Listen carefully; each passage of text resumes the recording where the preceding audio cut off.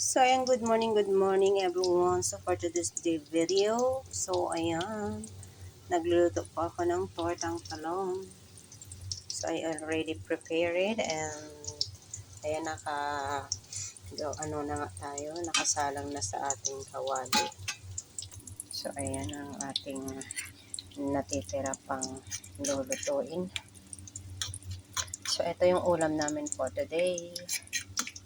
Kasi matagal-tagal na rin hindi ako nakaluto ng ganito. So, na-miss ko rin. Kaya,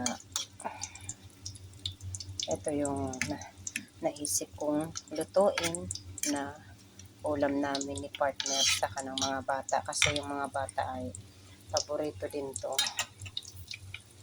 Paborito din nila yung tortang talong. Mas masarap yung medyo crispy. So, ayan mga darling. Thank you so much and hope you like it. So yummy.